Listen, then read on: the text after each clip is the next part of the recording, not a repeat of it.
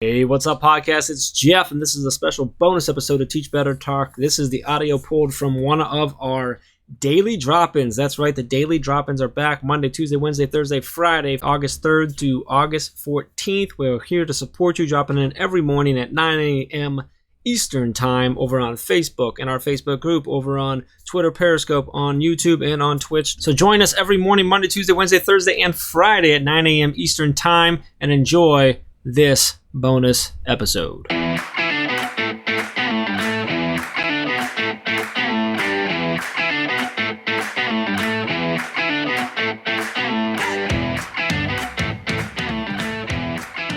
Good morning, everyone. Welcome to the Daily Drop-In. I can't believe this is already week 2 of the Daily Drop-In. I swear we just started it like yesterday. It seems so weird that it's already the second week of this. So welcome everybody that's starting to join us. You can say hello in the comments and tell us where you're from, etc., just so we kind of know who's here. But we have great guests today. All of our ambassadors are here. Yay! So first of all, I'm just going to introduce myself. I'm Jennifer Apple. I'm the Chief Heart Officer for the Teach Better team. I'm also an educator in Washington. And I'm an innovation coach right now. So I'm helping teachers with innovation, which is kind of everything we're doing right now. So my job is quite busy right at this minute. But I'm going to hand it over to Hans and let him introduce himself as well. And then we'll go through everybody. Good morning. Gosh, it's so awesome. We're seeing all kinds of people showing up here. Carly's here, Joe's here, Dave's here. Lots of friendly faces. I'm Hans Apple, counselor at Enterprise Middle School in West Richland, Washington. I'm also the director of culture for the Teach Better team. Hi, Caitlin. Hi, Nikki. Lots of people rolling in here. I also get to do speaking and podcasting, and I just wrote a book called Award-Winning Culture, so I'm super pumped about that. But the main reason that I'm pumped today to be on this daily drop-in is because, well, do you know why, Jen? Do you know why I'm so excited to be at this one? I do, because it's somebody's birthday. It's somebody's birthday. Like we have someone on here that it's their birthday today. It's kind of cool to celebrate with them. We just planned this daily drop-in just to celebrate that birthday, right? Yeah, absolutely. We were just like, it's her birthday. Let's have it. So we are obviously talking about Maggie Gifford. So stoked that it's your birthday. And so I'm going to turn it over to Maggie, and maybe you can tell us a little bit about yourself and your role, but also what are you going to do on your birthday today? That's really the big news. Good morning. I am Maggie Gifford. I am now a first grade teacher in rural Southeast Ohio. I was a second grade teacher for the past 5 years, and then I decided that I would switch schools and grade levels in the middle of a pandemic. And but it's kind of awesome because I'm teaching my daughter's class this year. So I'm first grade this year. And yeah, today's my birthday. It's a big one. And we don't really have a lot of plans, though. The COVID crisis kind of took care of a lot of big plans. So we're just going to hang out with some friends later and just kind of chill for a while. That's kind of fun before the sometimes, right? It's kind of fun to just have a relaxing day almost, It's kind of fun that way sometimes. The calm before the storm, right? Yeah, exactly. I'm going to take advantage of it. Well, Brad, why don't you jump in here? Introduce yourself. Fantastic. Good morning, everybody. My name is Brad Hughes. I'm an elementary school principal in Kitchener, Ontario, Canada. Kitchener is about an hour and 10 minutes west of Toronto, and we're about 2.5 hours from Windsor, Detroit. And I've been in education for 25 years, have been living and loving the connections through Teach Better team. So absolutely just thrilled to be here. I teach at an elementary school that serves about 480 kids. And I'm delighted to connect with you and to have my staff cheering me on this morning as well. We're excited to have you here. There's so many people popping in here. Andrea's here. Holly's here. Nikki. Lots of Jillian fun from Canada too. Saskatchewan, yeah. How far is Saskatchewan from where you are, Brad? It's about a 16 to 20 hour drive from where I am. Oh, wow. So a little bit. Yeah. A little bit. That's right. Just a little ways. That's right. So I'm right now. I'm vacationing on Lake Huron. I'm in my trailer right now. Actually, I was really excited because I was waiting for hair and makeup to come by, but they didn't come by. I'm just here with you, and I'm. If you draw a line west from the thumb of Michigan, that's where I am right now. So Dave Schmidt's there. He's near Flint. That just sort of situates you geographically where I am. There is no snow at this point in Canada right now where I am. It's balmy, very humid. I think the humidity is like 110% right now. So we're enjoying a wonderful summer here and getting ready to go for back to school. Well, yeah, the snow usually starts by the end of August, right? Like usually, yeah. Yeah, end August, early September. And I mean, just like many places in the U.S., just wait 20 minutes and the weather will change if you don't like it. So it's a great place to live. It's a great place to be an educator and to raise a family. And again, I'm just delighted to get to know folks from all over North America and all over the world through the Teach Better team. So this is a real pleasure. Wow. So Ray says that you don't need any hair or makeup today. You're good to go, Brad. So there you go. Fantastic. Thank you. Well, Brianna, Brianna, go ahead.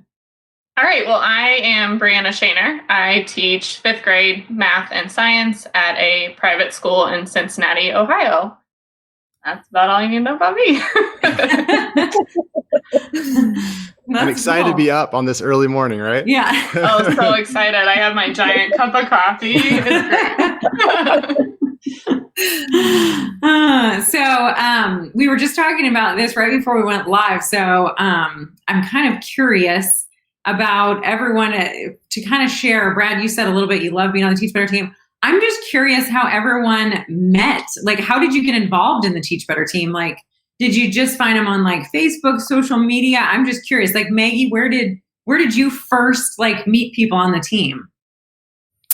Actually, we met about Chad. We met Chad about 2 years ago. Our district curriculum director brought Chad in for one of the end of the year PD sessions just to give an overview of the grid method.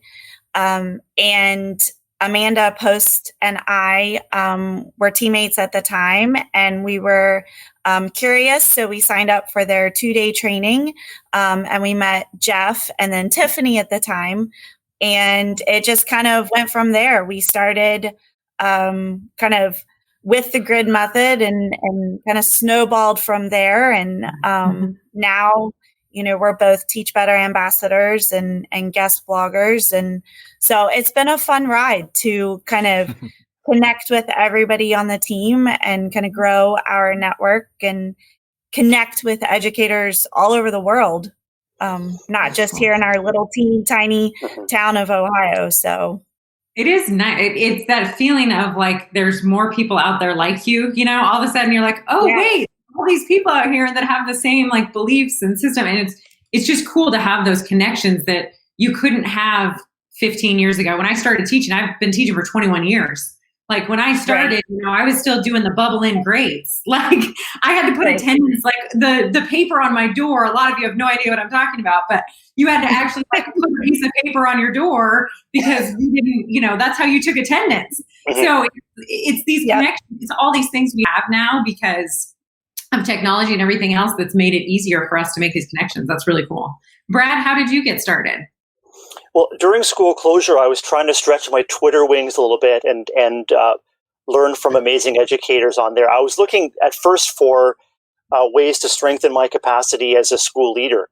And I happened upon the Teach Better team because I found a Twitter invitation to join Mastery Chat, which is happening tonight. It's a chance for school leaders and administrators, really anyone with an interest in school leadership. And to be clear, every one of us in every school building not only has the capacity for leadership, but is a true leader in the way we influence, kids' lives and our colleagues' lives as well. So Mastery Chat got me started and hooked. And when I started to tune into some of the daily drop-ins, and I started to take a look at some of the supports through Teach Better Team, what really inspired me was the authenticity. I mean, I hope that people watching and listening this morning really get a sense of the excitement, the enthusiasm, the positivity. And everybody is here is, and as you said, Chief Heart Officer Jennifer, everyone here is truly heart led. And that, I mean, Teach Better Team truly walks the talk. And that's what I saw each and every time I tuned in or I accessed someone, and everyone's been tremendously responsive. So, this opportunity to connect with you is just unreal, really, because I know that I know the reach and influence that we have for each other. So just to be a small part of it this morning with all of you is just wonderful, and I can't wait to continue to grow with this team. That's cool, and I think we have to. There's been so many trials and tribulations through all of this with COVID, with everything that's been happening. And so I think it's cool, Brad, that there was a positive that came out of it for you. Like you had a little bit more time. And so you thought, okay, I'm going to go on Twitter and I'm going to find. And so you found kind of some people that you could relate to and felt like family. And I just think that's really cool that there are some positives that have come out of this that have happened for us personally, right? Brianna, how did you get started? Oh, go ahead, Brad. I'm good. Thank you, Jennifer. So I feel like I've told Ray this story about 100 times, but I became connected with the Teach Better family right after my third child was born.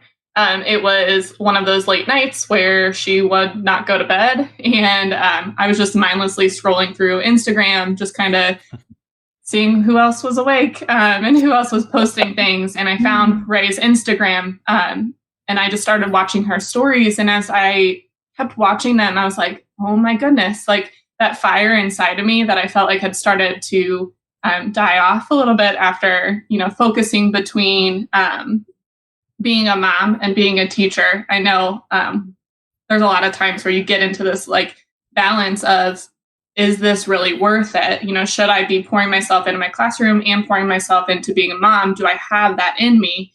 Especially when you start to factor in things like childcare cost versus teacher pay. Let's be honest, they're about equal. And so trying to figure out, is this really what I want? So after I got connected with Ray, I started listening to the Teach Better podcast. And then I was so excited. I just wanted to learn more and more. And I kept reading the blogs, and it was just, from there. Yeah. And now I'm a Teach Better ambassador. I did forget to mention that earlier. So yeah, Andrea did a little shout out for you. She's like, hey, you're an ambassador. I know, it just, and that's been such a blessing in itself. So yes. And Jeff, I'm glad that Ray didn't scare me away. That's awesome. And I think we all have those moments. When I was a college professor for about 10 years, and I was teaching teachers, future teachers.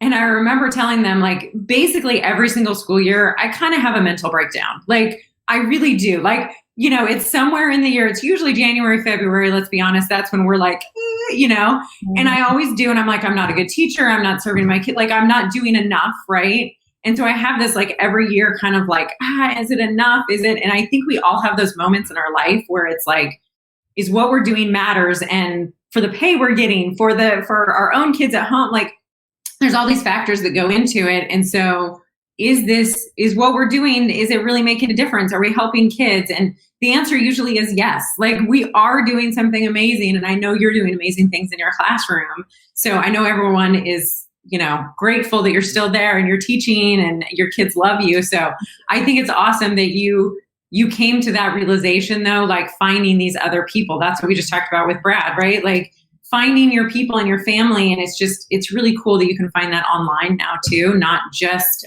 the few people you have around you, especially if you're in a small town or something like that. It's like, no, there's all these people out there you can find. It's really cool. Yeah. And I feel like, and we had talked about this with the ambassadors, that when you start to think about this whole going back virtually for some people and trying to establish those relationships, a lot of teachers that I've talked with are like, I don't know how I'm going to establish relationships with people online, that I've never met.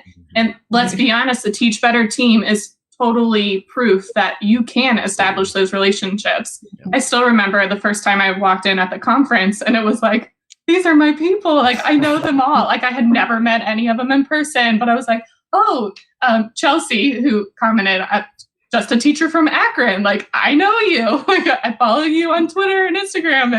And it just, like, you can make those relationships start on online. Yeah, I just love everything you just said because, you even talked about the podcast, which is how I kind of got connected to the Teach Better team. I think I started listening to the podcast. I became a fan of what they were doing. And then I made an appearance on there. And that ended up leading us to go present at the Teach Better conference last year, which was incredible. If you were there, I mean, it was, we've gone to a lot of educator conferences and there's nothing been like that. I mean, back to what Brad was talking about with the authenticity, I think the word I came away with is vulnerability. Like there was so much just ability to just put yourself out there, right? And not only connect, but help and support. It was just electric. I mean, that conference was just incredible. And so, yeah, I mean, it's been a fun ride for, I think, Jen and I, as we've kind of gotten to know different people, through the Teach Better team. And you kind of feel like you have this family, even it's a virtual family, but it's there and it's there. And when you have questions or you need help, everybody's, first to step up. So it's just incredible. Okay. So one of the things I was thinking about, we're getting ready to go back to school. I don't know about you when everybody's going back, but we're going back virtual, completely virtual. We're still in phase 1 in our county. Like we're technically 1.5 phase, but we're basically still in phase 1. So our numbers have not, they're just staying pretty high. So we're basically going back virtual. So one of the things I was thinking about was the fact that people have become, what I've seen online and what I'm kind of working on, I feel like people have gotten back to when I first started teaching, of that creativity piece, right? I remember like 21 years ago when we had our state test was only given in like 1 grade level, maybe 2 grade levels. Like it was kind of like, yeah, we did it, but it was like not as big a deal. And our standards were a little less and things like that. And so I kind of think about that now is people are like, they're kind of coming back to that. What are the essentials we're teaching, right? That's what we're calling in our district, our essential standards. So we're taking, our state has 10 in 7th grade math. Well, our district does 50. Here's takes those 10 and makes 50 out of them. And now they're back to, oh, wait, maybe there's only 10. We really these are the essentials again. And so I think it's helping people be more creative in their teaching. And so I wasn't sure if you guys have seen anything online or if you're doing something what's something you've seen that's super creative in this new digital, some people hybrid, some people virtual, what are you guys seeing that's pretty creative? I can just get started and just say I've just seen so much. And I think I see so much growth in processes as we approach and plan instruction for kids. We see a lot of creativity in terms of the products that we offer kids. But I think the biggest explosion of creativity I've seen is with the people. The whole COVID situation with school closures and come back to what you said, Hans, too, about vulnerability. Each of us as educators is in and will continue to be in a tremendously vulnerable position. So we, as people, we recognize more and more that creativity is going to be something that can flourish if it's shared. And before we kind of access that creativity, we have to find ways to come together to reassure each other, in terms of addressing our anxieties, our worries. And reminds me too about, the story of being a first-year teacher in this kind of a situation. Each of us going forward has, much to learn, but also much to offer. And so when I think about a teacher at my school who has 30 years of experience and is brand new to online or to distance learning and is reaching out to her colleagues to take some positive steps to connect with the kids, it's that open learning mindset, and it's that I guess that stands not only as a teacher but as a learner, and as we're finding out together with connecting this, that creativity can really flourish if we work together as a team. Yeah, and I think that's a good point you made, Brad, is that you feel like I do feel this way. It's brought me back to like my first years of teaching. Like I do feel that way because it is, even though I'm an innovation coach, like I do a lot with technology, like that's my job. It still feels like that, like I'm a new teacher going into like a new situation, you know? And so going back to those like first couple years of teaching of like, what did I do when I first started teaching? Like, how did I get through that? What did I do that was creative, that was different to kind of like help me build those relationships and be creative with my instruction and things like that. And so I think it's kind of good for those of us that are like seasoned teachers, we'll call us, that have done this a while. It's kind of good for us to like go back and go, oh yeah, like that's what I did when I first started teaching. So it's kind of fun to think back about that. Ladies, do you have anything else that you can think of that you've seen or that you're going to do this fall?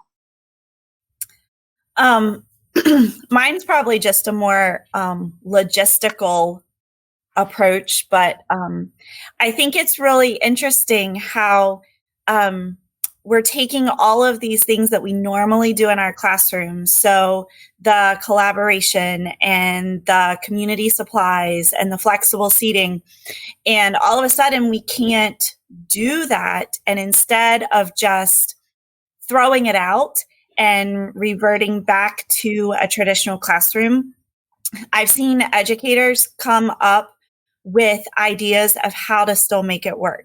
So we're still going to collaborate, but we may do it digitally, or we still may use, our hard surface flex seating, but we're going to revamp maybe the actual routines. So I think it's interesting to see that we're not just throwing everything out and saying, oh, we can't do that.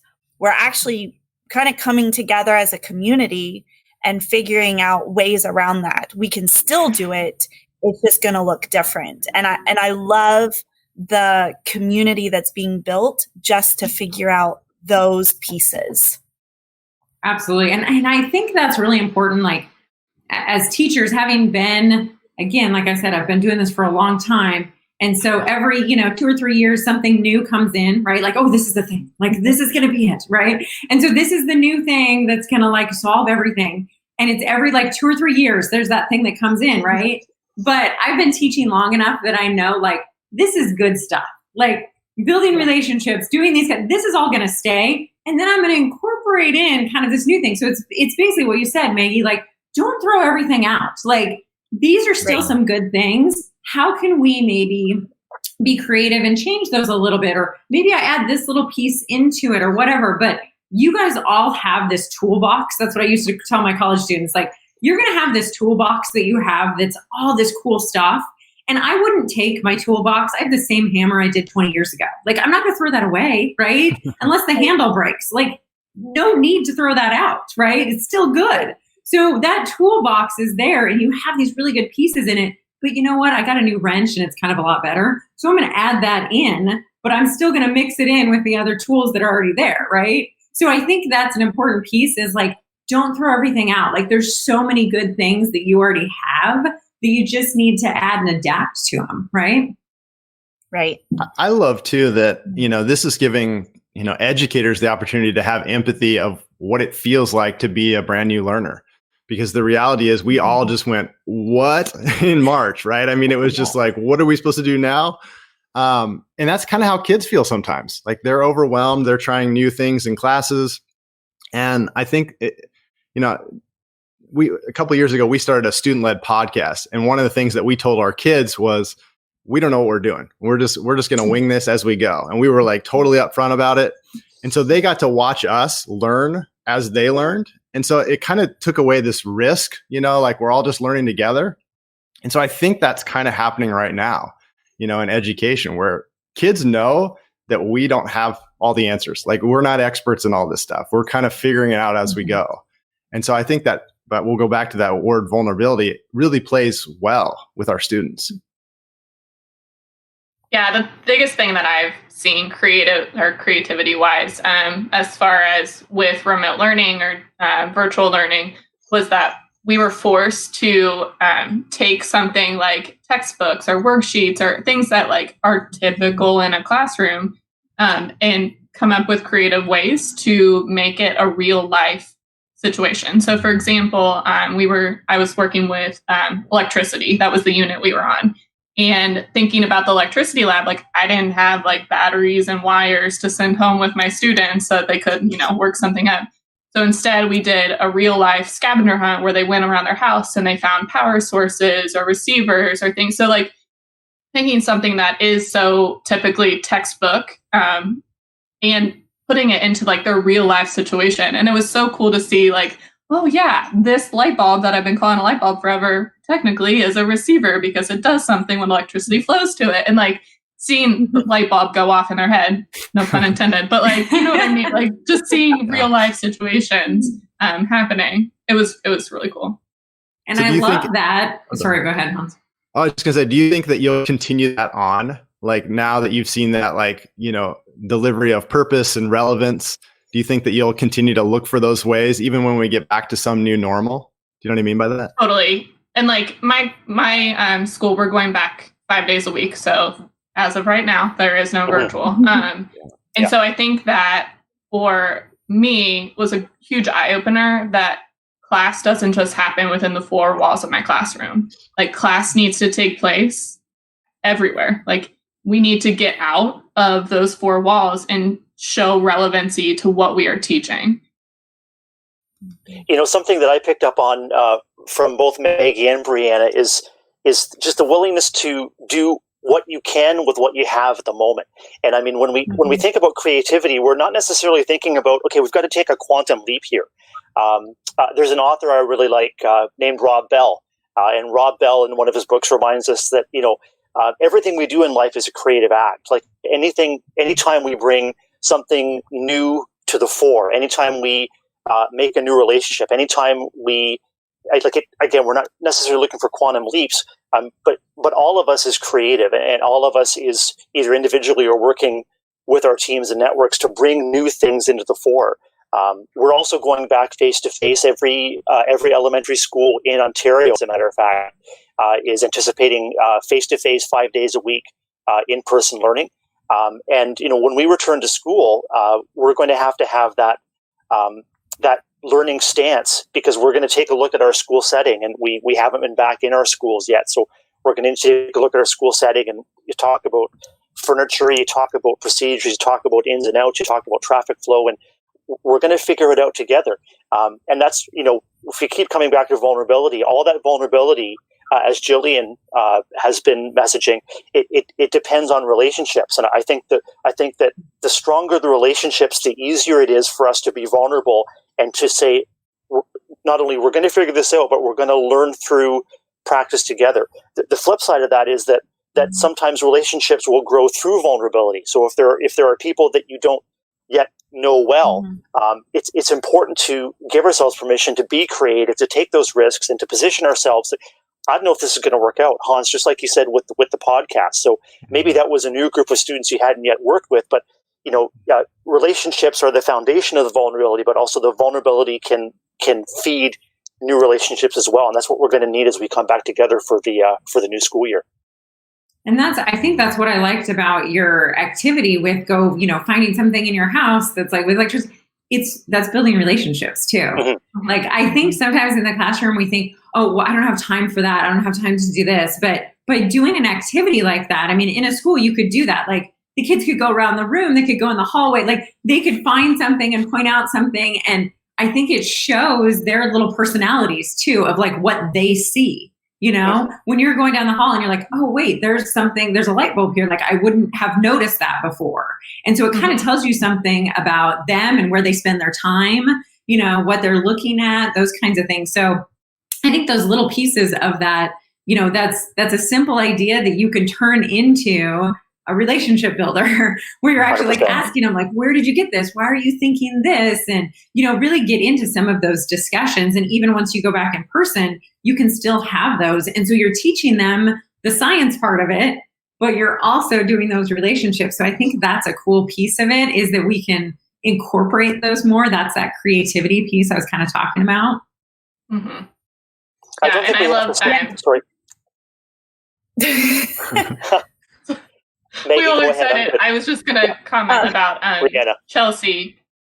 Sorry, Chelsea just commented and said that she has a lot more empathy for her students being new learners, and because we truly were in similar situations that they were. I would also add to that, like, I feel a lot more empathy for the parents of my students, just because my daughter was in pre-K last year, so it wasn't a huge deal. But at the same time, like, I was working all day with my students, and then at 5:00, it would be time for me to be a parent to my child and be her teacher. And so I think it was such an eye opener to see, like, because sometimes you're like, well, why can't the parent just help the kid? Like, it's not that hard. And I was like, oh no, it is hard. Like it's a huge, so I think it was just an eye opener all around, this is how the parents feel. This is how the students feel. And just taking that into consideration as we continue this year. Absolutely. And I think a lot of people, I think this gave me empathy too, is that, a lot of my friends, they're teaching full time. They've got a 3-year-old that they're watching all day because, there's no daycares open. They don't have family so they're watching a 3-year-old all day. Plus they're teaching full time and they're trying to do these Zooms. They're trying to do this. And so it's a lot. And so you can see parents that, they're trying to work full time on virtually as well. And then plus they're watching 2-3 kids, and trying to keep them busy and trying to help them with their homework and there's things coming in. And so having that, like, let's try to make it as easy as possible. That was one thing our state said is, like, you got to have one platform. Like, you got to figure it out in your district, and, like, you got to have one platform and, like, have something. Here's how to do it. Here's what you need, because it's overwhelming when you've got, like, okay, I've got one in kindergarten that's got this platform, and then I've got another one in middle school that's got this platform, and then this one goes to, like, this. And so you've got all of these different things you're trying to manage, and you're trying to work full time. And so trying to do all of that is just, it's a lot, and some of the schools that are going back hybrid, like, your kids are going to school 2 days a week and then they're home 2 days a week. And so that, like, going back and forth, I think is going to be somewhat of a challenge as well. Right? Totally. Absolutely. Yeah, I was going to, this kind of ties together. I was going to comment on what Brad said, because we're not, I've watched kind of over the years. I'm also kind of not veteran, but I've been doing this a while. This is year 18 for me. And I've watched over the years as our education philosophies kind of start to differ, we start to only meet and have conversations with those teachers that have the same kind of philosophies and values that we have. And what I've noticed is, with this whole pandemic, we're really forced to come out and start collaborating, and not just building the relationships with our students, but we're having to build relationships with other coworkers, and share ideas and come up with solutions where maybe we wouldn't have had that opportunity or even the desire to do that before.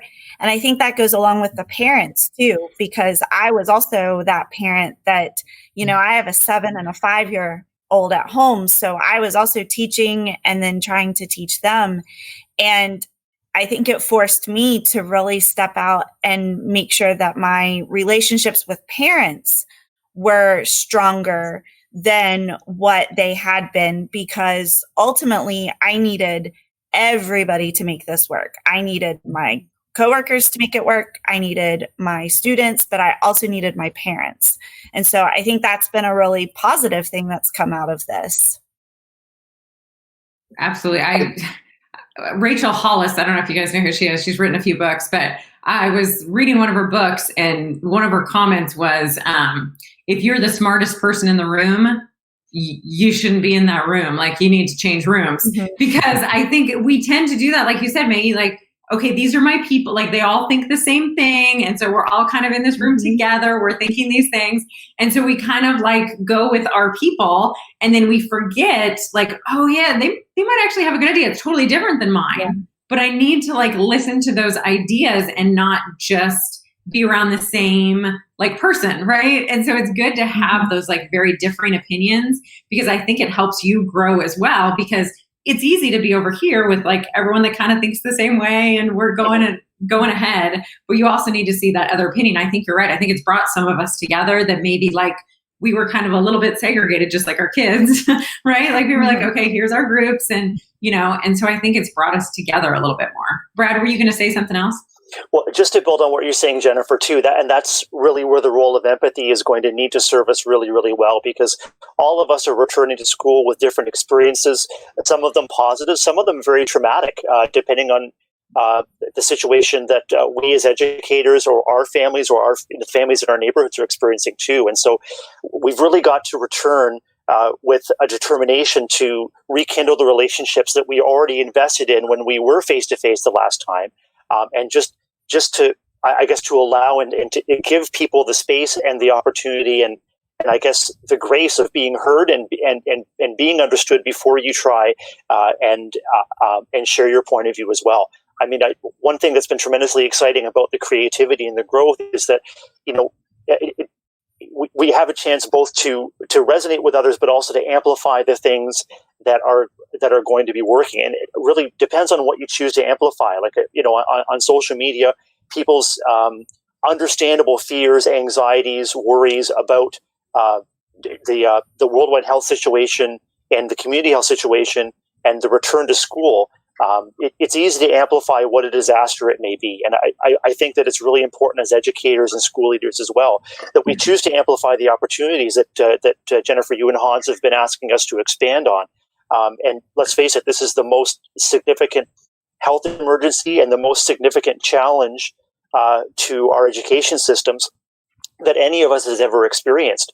And so with, you know, it's sometimes said without challenge, there is no progress or there's no growth. And so if we choose to amplify the progress that we're making, it may serve to reassure people. And it also may serve to just to feed back into the empathy that we're, you know, the discomfort, the weirdness, the anxiety we're all feeling, that is actually something that joins us. We're all experiencing that as humans in one way or another. And so when we come together in our school communities again, if we just start with a foundation of, I get you, we've got you, we'll figure this out together, and just to draw on that empathy. Yeah, it makes me think of the George Couros quote. What is it? Change is an opportunity to do something amazing. Have you guys heard that quote before? And it feels like we're in that state right now, right? We just had this giant change last spring, and now we really have that opportunity to do something amazing. I know something that's been on my mind a lot is I'm excited that there's so much emphasis right now on SEL and character work, like seeing the whole child, right? Like I feel like there's a lot of people that got that, 5-10 years ago, but everybody's kind of getting that right now. Like we all see that kids are hurting, right? I mean, the research out there says that anxiety's up, depression's up, suicide risk is up, all these scary factors. And we know when they come back this fall, whether it's in person or virtual or some sort of mix, they're going to need us, right? They're going to need way more than just, academics, right? We've got to go beyond content. And so that makes me excited. I'm curious for maybe each of you guys, what is kind of lighting you up as far as, the possibilities for change? What do you see as changes that you would like to see in education because of all this, craziness? I would agree, though, the whole idea that we are now forced to focus on our student as a whole, as opposed to just another test score or another worksheet. Yeah. I said worksheet a lot. I promise I don't give a lot of worksheets. So it just keeps coming to my mind. Anyways, but the whole idea that you need to love your students first and then teach them second. You need to Bloom's before Maslow, all those fun things. And Hans, I know I keep throwing this quote out there, but one of the lives that you did at the beginning of the summer, and you said that SEL is not just another thing on your plate, it is the plate. The whole idea that if you don't focus on the student as a person first, you have no ground to build upon. It's like building a house on sand. It's just going to fall apart. And eventually the students right now, whatever they got in the spring, as far as academic wise, like they're going to need review. They're going to need more assistance, and they're going to need it, no matter if they, had fantastic internet access and Zoom meetings every day, or they just got packets of paper and that was all that the teachers could do at the time. And so I think I'm excited to see now that I think, like you said, teachers are getting it, that we have to have these relationships first. And eventually we will get the students caught up, because that's what we do. Like, that's what teachers are good at. We will fix the holes or the gaps that we are given from our students. But we can't fix like broken hearts, and we can't fix that kind of stuff. So that's what first we need to focus on. That gives me goosebumps just hearing that. That is exactly the way I think. I just had a friend of mine, Wendy Turner, say that she thinks that we all need to be focusing on SEL for the first 30 days, like just 30 days of SEL. It's like, wow, 100%. That's a big statement, right? Mm-hmm. But yeah, I love what you just said there. I'm spot on. I think SEL doesn't have to be like, for some teachers, when they hear that, they're like, well, do we have to sit and like hold hands and sing Kumbaya? Right. Well, first of all, you can't hold hands, so that, you can't do that. But you, like, I think you can totally embed it like within your curriculum. Like if there's things that you have to teach, you can intertwine it all together. It doesn't have to be like, we're just going to sit and focus on like how we feel. And something as simple as like I started working on, we're doing Google Forms for their warm-ups, or not Google, we're a Microsoft school, sorry, Microsoft Forms for their warm-ups. And like the first question every day is going to be something like, how are you feeling today? Like a simple, like, out of these 4 pictures, which one do your emotions connect with the most? And then I can do like add these fractions, like it's in there, but it still gives me that chance to connect with my students that way on an SEL level. Love it. Yeah, and Brianna, that's spot on. Like I think historically we've approached, learning as delivery of curriculum, and then somewhere along the line someone said, well, we really should be looking after the kids' mental health and well-being, don't you think? And yeah, that's a good idea. So I think we're making a transition historically from curriculum. I'm going to say from book learning and social emotional learning as separate pieces to really an intersection, just as you guys have described in your experiences with having kids look for spare parts at home. I mean, the well-being can happen through the instruction. It doesn't have to be one and the same. And I mean, a real focus on social emotional learning, making sure we know the kids are okay, giving them chances to unpack their experiences in safe locations at the school is crucial as we return to school, because the temptation for us as educators, and for parents too, who are really worried about the learning that hasn't happened, is we got to get these kids caught up. We've got to figure. No, I disagree. We've got to meet kids and families where they are. There is no catching up. All there is each child and family meeting them exactly where they are, finding out how they're doing, finding out what they need, and then adjusting your instruction accordingly.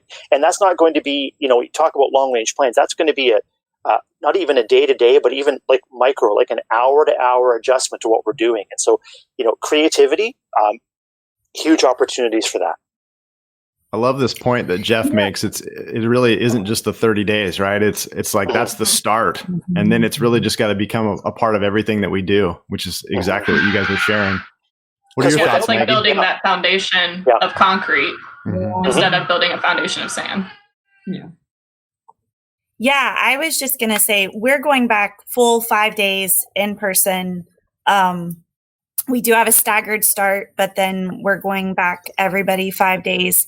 And I remember when schools closed last year, it was interesting because our first thought wasn't, how do I make sure they're doing their math problems? And how do I make sure they're, reading their books? Our first thought was, are they okay? How do I check in and make sure that they are okay? And it had nothing to do with academics. And so as I look forward to this year, knowing that even though we're full 5 days, there's still that opportunity of last minute, we have to go virtual. My thought is, in those first few weeks, how can I make sure that those students feel safe, they feel cared for, they feel loved, they see me as that person that they can trust and depend on, and build that relationship so that if we do go virtual, I don't have to worry about that. I've already built that relationship that then I can build on. Whereas in the past, I feel like we've started the year and we always say, okay, so what level are they reading on? How many math facts do they know? Where do I need to start in the math curriculum?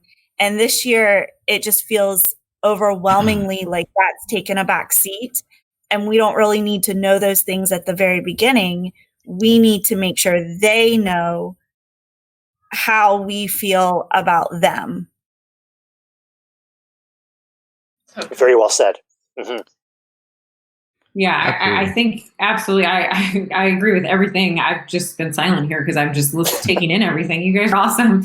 Like I agree with everything you're saying, and I think if you look at all the research, kids don't retain anything if they don't feel safe. Kids don't retain anything if they're having anxiety. Kids don't retain anything if they're having depression. Like it doesn't matter, even if you think that's the right thing to do. Like we got to start with math. We got to get going. They're not going to remember anything. So why even, like, it doesn't even make sense to like push that at the beginning because they're not going to retain any of that information. I can't remember who it was on Twitter, and they said, they basically adapted the Maya Angelou quote of like, they won't remember what you said, they won't remember, but they'll remember how you made them feel, right? Mm-hmm. And they kind of put a play on words of that, of like, they won't remember that addition problem, they won't remember the math problem, they won't remember this, but they will remember how they felt in your class at the beginning. So it's that same concept of you have to make kids feel comfortable or they're not going to retain any information anyway. So the schools that want to, just find the research. Like if your principal's going, no, you got to do this, you got to do this, find the research. Like there's tons of research out there that says like, if they're not in a state to learn, they're not going to retain any of the information. So it's so important that we do this whole child, SEL, all of this work to begin with, because it's like you said, it's that sand, right? Like we got to have that concrete base, right? So we have to have that concrete to build off of, because if it's sand, everything we do is just going to fall down it. Nothing's going to stick. I'm still stuck on this. Oh, go ahead, Brad. Jump in. Thanks, Hans. The ability to learn, the ability to access the learning brain depends on your brain and body embodying, like not only being but feeling safe. And so, just even before, Jennifer, we get to retention, it is impossible for any of us as humans to access that learning brain, to access those connections, that creativity, the ability to take in and synthesize, and that's not happening if we don't feel safe. And so as educators, the more we find ways to cue safety for ourselves. So it starts with us. Like if we're returning to work with a high level of apprehension, which is really, really, that's absolutely understandable. We need to seek ways to come together and to address that so that we can, with our facial expressions, with our body, with our tone of voice, with the way, we look and approach kids and families, we have to, I guess we have to find our calm before we can share it with others. And then it's also important not to recognize that that's not going to happen on the first day. That's going to be a constant process, and there are going to be daily setbacks for ourselves. We could be fine the first couple of days, and then something happens, and then we're sort of back to square one, digging ourselves out of the hole again. We just have to be really, really patient with ourselves. We have to be really, really patient with our kids and families. And gradually, we will find that the collective, everyone is collectively holding their breath as we return to school, whether it's in person or online. And gradually through practice, that will be released, and we'll find that things are moving forward. But just let's be patient with each other. I will say too, I was just going to say, so we've tried to do a really good job of kind of sheltering our own kids during this, and we haven't taken them out much, and we're just now starting to kind of introduce some people back in, and it's funny because now when they are around somebody that they haven't been around, it is like overwhelming, like sensory overload, and they're just kind of a word vomit. It's just all over the place. And I watched them the other day and I thought, that's what the first day of school is going to be like for all of these kids who haven't seen their friends in 5 months and who haven't had a chance to talk to their classmates. And I feel like we really need to make a space for that in the first few days for them to just reacclimate to being around people and having that open ability to just have conversations and share. Yeah. And I think it was Dave Schmittou that said it, and I'm sorry, Dave, if you didn't hear. I think it was Dave that said this though.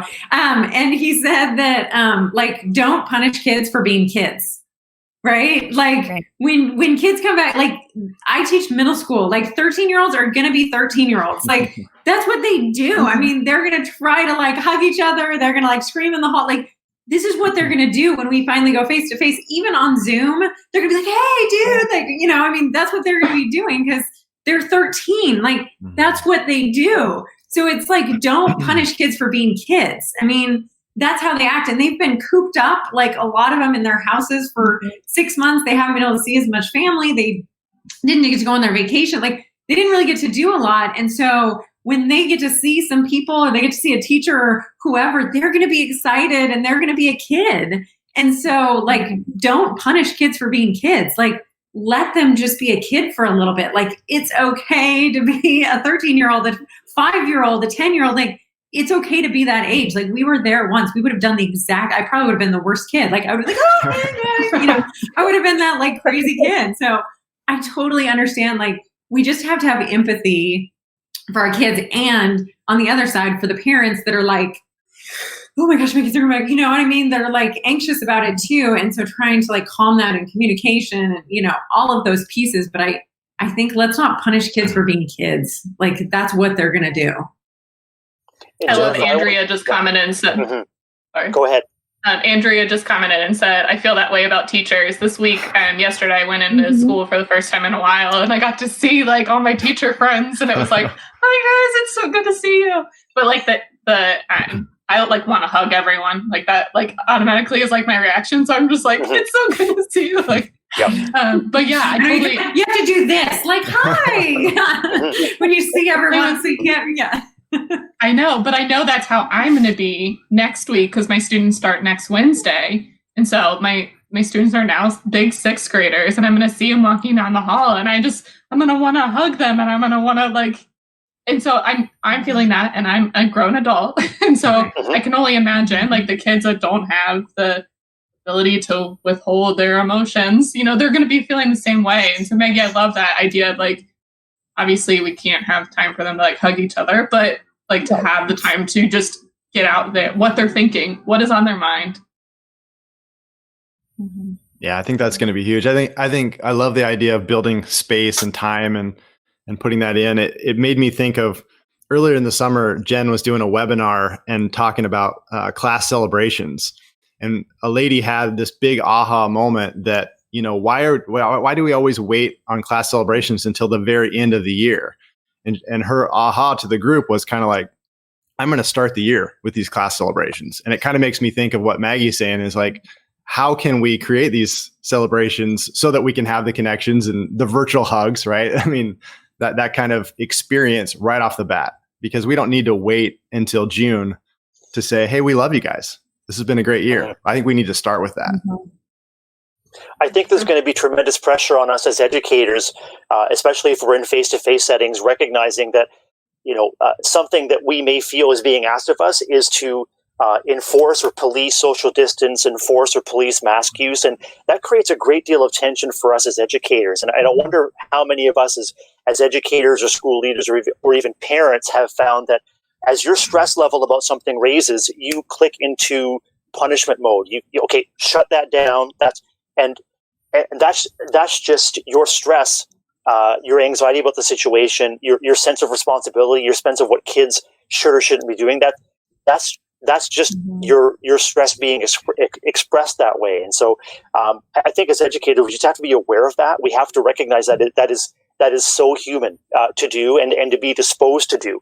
And if we blow it like that, if we blow up on kids just name it, just own it, and Hans and Jennifer, you came back to it. Just be vulnerable, like, or even with colleagues, like I blew it, and here's why. I was feeling stressed about, or I just own it, be vulnerable, and let them know, because that just feeds back into the relationships that are going to be crucial that you keep coming back to.